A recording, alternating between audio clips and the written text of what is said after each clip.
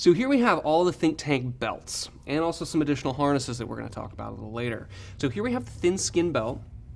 This is nice and thin, just a webbing belt, great for travel, great for folding up flat and tucking in your bag. So if you don't have too many, just even 1 or 2 pouches, this is a great belt to have. If you're going longer days, or you're carrying a little bit more weight, this is our Pro Speed belt. This is what most people end up using because it's a little bit padded, so you get that support around your waist. And this is the steroid speed belt, and we call it the steroid speed belt because it's pretty beefy.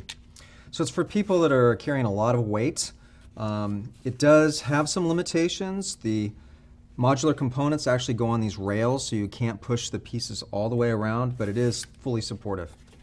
So if you are carrying just a lot of gear or you're going all day, this is a good one to have. Right. And all 3 of them have the same feature, which is the fact that the modular components are designed to rotate, and they have these little loops on the belt, and that's designed to either rotate or lock the components. And on the back of every component, you have a flap, and then you have this piece of plastic. And if you take this piece of plastic and you stick it in behind the webbing, like that, it actually locks it in position. So now it won't move. Exactly. And what I like to do is keep them loose so that when you do have the belt on, you can push them all to the back, you can take your shot, you can get down low, the pouches aren't getting in the way. But then when you need to change a lens, you rotate it forward and you can access it very easily. Right. One of the keys to comfort on a modular system, which sometimes people don't realize, is that you do need to move the components. If you have like a 70 to 200 right here, and it's there for 4 or 5 hours, well, what's going to happen is it's going to push down and you're going to feel it on the other side. So the key to using a modular system is actually moving these pieces all the time. And we have separate videos just on our modular system, but real briefly, yeah, you can move them to the back, you can lean down, take pictures, move them to the front. You just need to practice and constantly be moving these pieces around the belt. Exactly. So some common features of these belts. One are these buckle stops. You'll see that these metal stops so that you set them in place because if the belt starts to slip over time, this is sort of like the maximum, right? And then you might want to tighten it up real tight because you're, if you're going to be active or you need to get that belt a little bit higher. But then this buckle stop will make sure that it stays in that minimum position. Right. What's nice about that is that you preset these, and so it's for the perfect fit when you have it on. Sometimes it needs to be a little bit tighter, so you pull it tighter, but then you can just release the buckle and it comes back right to your original position. So that's a great feature. Exactly. Of course, we have these little elastic bands that keeps your extra webbing in place, and also big 50mm rock Lockster buckles with the Think Tank logo right there. So you just want to make sure that that is nice, that you hear that click, because oftentimes it can get caught in clothing or something like that. So big beefy buckles, but make sure that that's clicked. Right. All of the belts do have the webbing loops, and we already explained the purpose of the loops. It's for the rotate and lock system. This one in particular, it's fully rounded on all the edges, and the purpose of that is not only to help in the rotation and lock, but when you're wearing this, if you have a t-shirt on or something light, it doesn't irritate your skin. This is just a super comfortable belt, and this is why most people end up using this one as the primary belt that they choose. Exactly.